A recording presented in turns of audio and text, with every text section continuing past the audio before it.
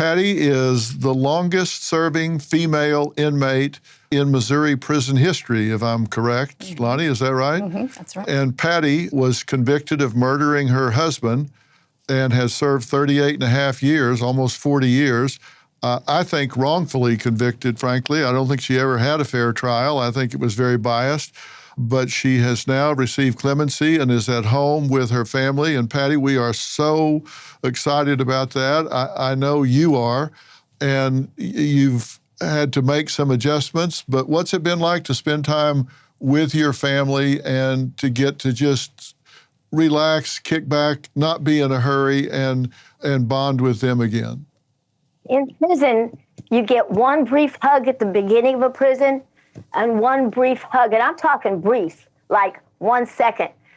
We're hugging fools now. We're absolutely hugging all the time. I can't get enough hugs from my grandkids, my kids. I would hug people in the grocery store, but I try to refrain. I'm a hugging fool. I'll bet so. Loni, you had a million questions for Patty. Yeah. I am sure, Patty, with that physical contact, it's supposed to be so wonderful of all those years of having that denied, right? I also think of all the things that have changed since you went into prison. I mean, Ronald Reagan was president when you went into prison. I think about that, and now there's so many changes, like technology has changed, the internet has changed. Have you even tried to get onto a computer and look at the internet or anything like that? I'm all over it. The Miracle of Innocence project bought me this smartphone, and first I thought it was smarter than me, but I've got a handle on it now. and when I was in prison, I was enrolled in Washington University, and they gave us laptops. So I have a laptop. I'm all about technology. That's so not great. Not laptop. I understand you love Alexa. Well, Alexa and I had a problem at first because I was calling him Siri, and he didn't respond. So once I got his name right, I'll be fine. All right. Well, that's great. And we think about all the things that you've missed. It was Ronald Reagan's second term. Live Aid concerts have been held in Britain and Philadelphia. The Space Shuttle Challenger disaster happened. The internet has become just ubiquitous. Social media platforms didn't exist. There was no Instagram, right. There was no TikTok or any of that.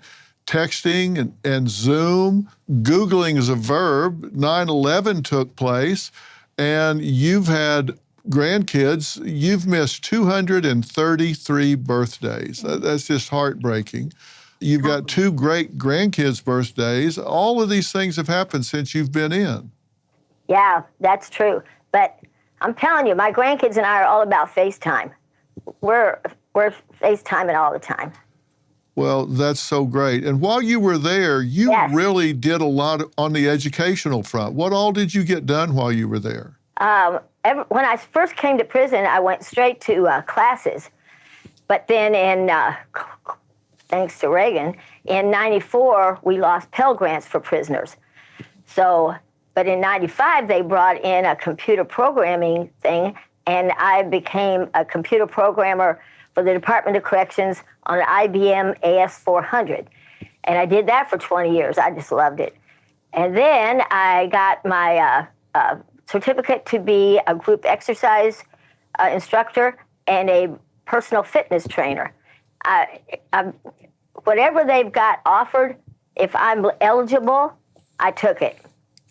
Well, I understand you're just 6 credits from having a humanities degree. Is that right? Yeah, I know. I can't wait. That's just amazing. So you're not supposed to ask a lady how old they are, but how old are you now?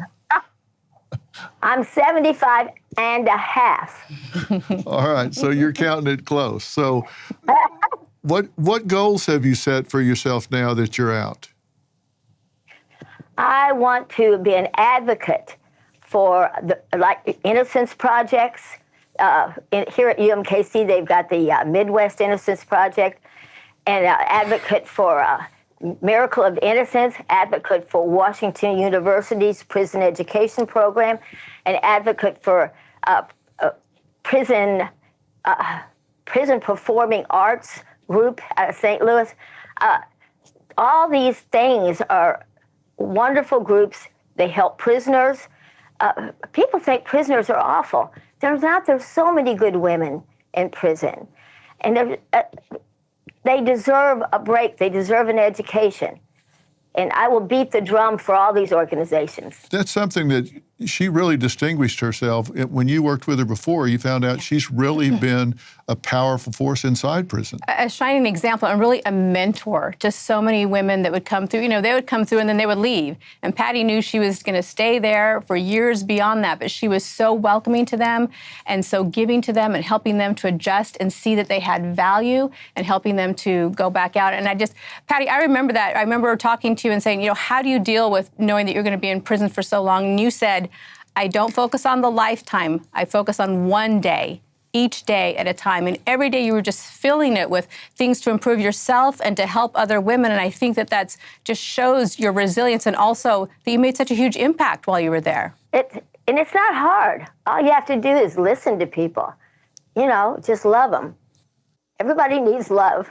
It can be hard if you let it, and you certainly didn't. And when we come back, we'll hear from Patty's daughter, who was 16 years old when her mother was incarcerated for her father's murder. I'm really interested in what her experience has been since her mother walked out that prison door with 2 hours' notice. We'll talk to her next. Homeowners, when's the last time you checked on your home title? If your answer is never, then this is for you.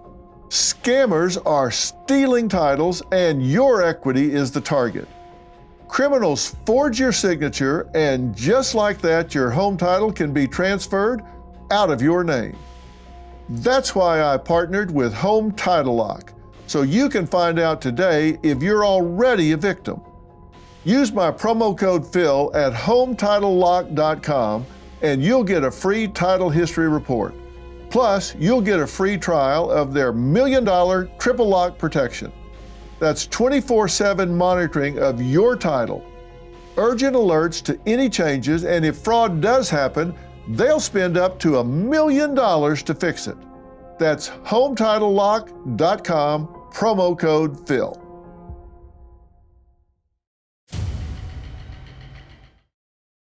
When Patty Prewitt was incarcerated, Jane, her daughter, was only 16 years old. She stepped into a mother role for her younger siblings and an advocate for Patty's freedom. And she's joining us virtually. Jane, it's so good to talk to you. Hi. I'm really curious how you feel having your mother home and all of your work, all of your hopes, all of your dreams coming true with having her home. It's been amazing, of course. I was at the visiting room with her when we received word. They just kind of had us exit the visiting room together, and then we got to hang out in a conference room for a couple hours. And then while they did all the paperwork and got everything sorted out, and then we couldn't believe it that we were getting to walk out together, and it's been great. We've had a few weeks of just as much as we want of each other, which is great. That is great. And you really worked to help your mother fight for her innocence. What all did you do? I tried early on before internet and everything. We just had paper petitions. So my mom's sister, my Aunt Mary, and I would try to get as many signatures as we could to get whatever governor was in office to hear us. And then as time went on with the internet, it was much easier through social media and websites that take care of that. But I also joined lots of organizations over the years, from the Midwest Innocence Project to the National Innocence Project, Missouri Cure, Missouri Prison Reform, and, Families Against Mandatory Minimums. And I took classes online mostly and attended events and tried to network and meet anybody that I felt could help our cause. And I tried to do whatever Mom's attorney, when Brian Reichart came onto the case 14 years ago, from that point on, he was someone that could give me assignments or help me know what he would need help with. Why did you maintain your belief so deeply in your mother's innocence?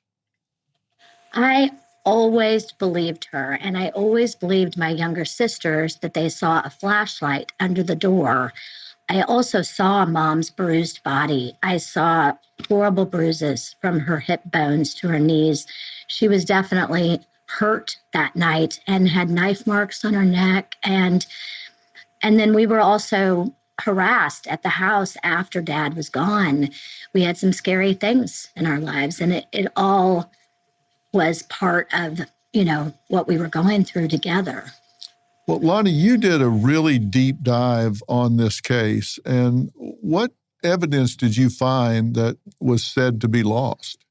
Yeah, Dr. Phil, we came onto this case about 7 years ago. And the Innocence Project recommended it as a case that was really important and should be looked at as a wrongful conviction case. And we did a lot of different things to try and determine really, innocence or guilt, how we could prove that. And it got to the point where we could not come up with anything definitive. And we realized really Patty needed something new, right? A new piece of evidence to try and take to court and get a new trial, if anything. And so we asked, what about DNA testing? Now we could be doing DNA testing on this stuff. And the attorney, Brian, said, oh no, we were told all of the physical evidence was destroyed. Not just us told that, but for decades, Patty's attorneys had been told all of the physical evidence was destroyed. And I remember one night, late night, in the hotel room with the showrunner of our docuseries saying, what can we do? And I said, you know what? We can't give up. I've heard this over and over again. Evidence was destroyed. It was burned in a fire. It was lost. Don't believe that. Be relentless and try and find it. And so our producers did for weeks and weeks and weeks. And finally, they actually found it. They got somebody in one of the evidence lockers, one supervisor who went in and came up with bags and bags of evidence. It was shocking to us. It was shocking to the attorneys. It was shocking to everyone involved. And in that evidence, Dr. Phil, Patty's pajamas were still there. And when we looked at the picture of her bottoms, there was evidence there that looked like it could be consistent with a sexual assault, which was a very important part of Patty's story that no one believed. There was what looked like blood stains and what looked like it could be a DNA stain. And we said, oh my goodness, here you have something you can take in, get it tested for DNA. Well, Brian was an excellent attorney, took it in and asked to be allowed to do DNA testing. And he was denied that opportunity to be able to test for DNA. What was the reason? Why did they say that they wouldn't test it? Well, this is really shocking. So this whole case, we've talked about this, it really stemmed around sexism, right? Sexism in the investigation, sexism in the prosecution, sexism in the way it was presented at trial. And something that was said in the trial stuck out to the judge who was ruling on the DNA. He said, I remember that this case, Patty said something about her sexual engine is hotter than most people or something to that effect. Mm-hmm. And the defense attorney said, oh, no. Patty didn't say that. That was the investigator who said that. That's the investigator who said she made all of these statements, but it was never recorded. And the judge said, well, regardless, whoever said it, that's something I heard in court and I remember it. That's what makes this case so unique. And that really tainted the judge in deciding whether he could even test this DNA or not. I mean, it would have been nothing for the court to just say, go ahead and test the DNA, right? And if there's a chance that you can prove that this person is innocent after all of these years, why not test it? But he denied that. This is what was said. The lead investigator on the case asserted that she said that. The court, that may be, but I heard testimony that's been remembered because that makes this case unique. But they had no record of it. Right, and the judge didn't realize there's a big difference between the detective saying she said that and Patty actually saying, yes, I said that. She never said she said. She always denied all of those statements that this detective said she made. When it was not recorded, it was a statement that was never recorded. Patty, you've maintained you never said that, correct? No, nobody ever said anything like that. No, I did not. Yeah, particularly in that setting, I don't know why you would say something like that. It makes no sense. Yeah, of course not. All right, well, there's more to this. When we come back, Patty's attorney said the investigators did a swab of Patty's hands. She'll tell us what they found next, and then there's more. We'll be right back. You've heard me say it before. Real change starts with real understanding, and that's why I've had Dr. Daniel Amen on my show many times over the years. At Amen Clinics, they do something different. They look at your brain. With nearly 300,000 brain scans from patients in over 155 countries, they take the guesswork out of mental health care.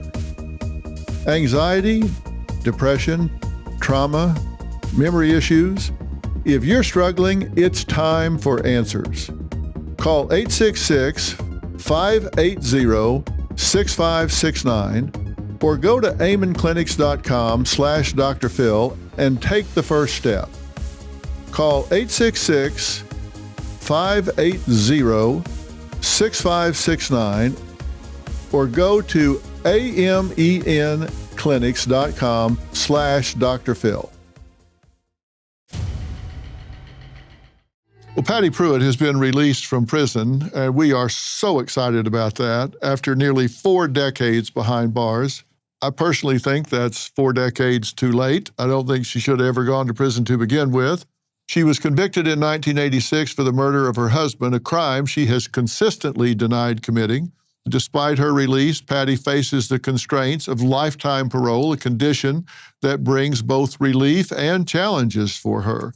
Loni Coombs is joining me, former LA prosecutor who has really taken a deep dive on this case.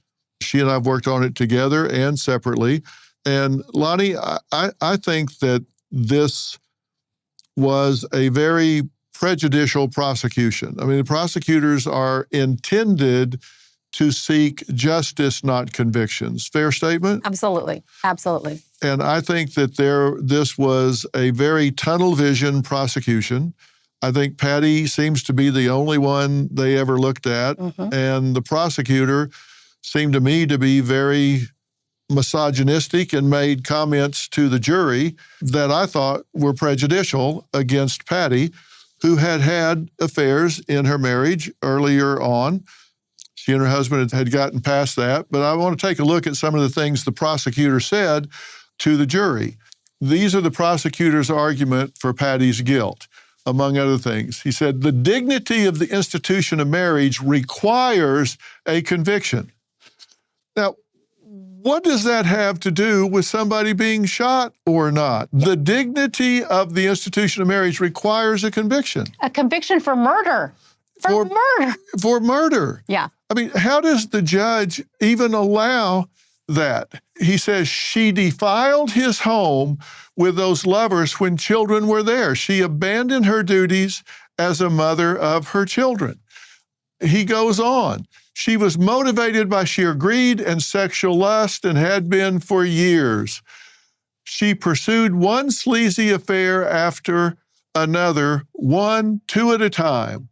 And when you look at those things, not one of those statements had anything to do with she picked up a gun and shot this man. That's right. That's right. They literally just painted her as this evil woman. And apparently that worked in Missouri in the 80s. You know, we talked to Patty's trial attorney and we said, what happened in the trial? And he said, Patty was convicted of adultery. That's what she was convicted of. He said in the 80s in Missouri, it was more like the 50s for women. And he said as soon as that jury heard about the affairs, which the prosecution put on ad nauseum, that was it. She was immoral, therefore she was guilty. And they had what they considered physical evidence. They had a boot print. Mm-hmm. And the boot print by the pond, there was a pond where a gun was found. Right. And there was a boot print there. One boot print. Mm-hmm. Unless Patty is a pogo stick in disguise, how did one boot print get there unless it had been there a long time and the others washed away? How did they determine this is part of the fact pattern for the night of the murder? Yeah, it didn't really make sense. So there's a pond on the Prewitt land, and that's where the murder weapon was found, which, by the way, Patty told the police that they had 2 guns and one was missing, and that ended up being the murder weapon. It was in the pond. They said there were boot prints around the edge of the pond, which matched some boots of Patty's. Well, that makes sense. She lives there. She's gone to the pond before. But there was one boot print that matched her boots that was near to where the gun had been lodged in the pond. The interesting thing, Dr. Phil, not only was it just one boot print, like you said, how there's only one boot print up there, but they dredged that pond to find the gun. It was so muddy, they They had to build a bridge to be able to walk out to that boot print. If it was that muddy, if she'd been in that with those boots would have been soaked and caked with mud inside and outside. They probably would have stuck in the pond. It doesn't even make sense. Well, let's look at the boots. If we look at the shoestrings, there's no mud on the shoestrings. If we look on either one of them, there's no mud on the shoestrings. Then here's the top of the boots. The white packing, there's no mud on that. The toes of the boots, there's no mud above there's just on the bottom. They're clean, yeah. Yeah. How do you, it just doesn't make sense. It does not add up. No, and they had a neighbor who came over to get some clothes and shoes for Patty and her kids, because of course they just ran off in the middle of the night. She said she saw those boots. They were wet, so she didn't bring them to Patty, but she said she never saw mud like that caked on. She thought that the prosecution, when they presented it to the jury, they'd actually added some mud to it, because she said, I saw them that night. They didn't have mud on them. They were wet, but not muddy. And then she actually had some injuries, and they actually suggested they were self-inflicted. We'll talk about that after the break. I've seen it all, from folks stuck in toxic relationships to people whose houses look like a tornado went through a craft store. But there's one problem I see plaguing America, and it ain't on the couch. It is the couch. Hideline offers customizable leather options so you can pick the color that fits your style. They've got specialized hybrid foam and pocketed coil cushion systems to help you sit comfortably for hours. For a limited time, you can get 10% off store-wide and free shipping with code Dr. Phil 10 at hideline.com. Well, we're back with recently released Patty Prewitt, the longest-serving female prisoner in Missouri prison history. Her daughter Jane is here. Jane was 16 when Patty was incarcerated, and they've been really glad to see each other. Loni Coombs, anchor here for Merit TV News and former LA prosecutor, is joining me. Patty, when you hear us talk about this evidence, what's your reaction? What do you think about all of this when you hear us talk about it? You are all perfectly right. And unfortunately, during the trial, I was too stupid to know what was going on. I didn't get it. But in retrospect, I see everything that was done incorrectly, unfairly, and sexist, completely sexist, the entire trial. Well, I know it's got to be frustrating to you. And your story, of course, is that there was an intruder in the house. Jane, you say that your sister saw a flashlight under the door from the basement, and that your mother had injuries to herself that indicated that she had been assaulted. And there were injuries to your neck, Patty. Your recollection of this is that you were assaulted and a knife was held to your neck during that time. And this is why, Loni, DNA testing would be so important in all of this. That's right. So important. Now, mind you, back then in the 80s, there wasn't a lot of DNA testing done. But since then, we've seen how much it's advanced, and it could clearly be helpful throughout the years and the decades as Patty's attorneys were fighting for this. And they did a testing for gunshot residue, and the murder weapon was a shotgun. Mm-hmm. And we know that that kind of weapon has a lot of blowback. There's a lot of residue in the air that could be not just on the hands, but over the entire body in a closed space. That's right. And Patty was tested for that. For her hands. I believe her hands were tested. Right. And they were clean. Yeah. No GSR. Yeah. No gunshot residue whatsoever. So this has to be just infuriating when you think about it. Patty, how have you kept your spirit so positive when you look at these kind of injustices and knowing that you didn't get every possible consideration when they take your freedom away? Dr. Phil, I have children. I could never give up. I could never give up because of my children. Isn't that why we do what we do? Because we are loved ones. So I could never give up hope. And I still to this day, expect to be exonerated somehow. Jane, how proud of your mother are you that she's maintained herself and continues this fight? Unbelievably proud. She has stayed so strong and helped so many others. She stayed strong for all of us kids, all of our children, her grandchildren have all raised going to visit her, seeing her being positive, seeing her being loving. It's pretty amazing. But she deserves to be completely exonerated. Well, I certainly think that to take someone's freedom away in this country is a very high standard. And they deserve due process. They deserve to have a fair trial.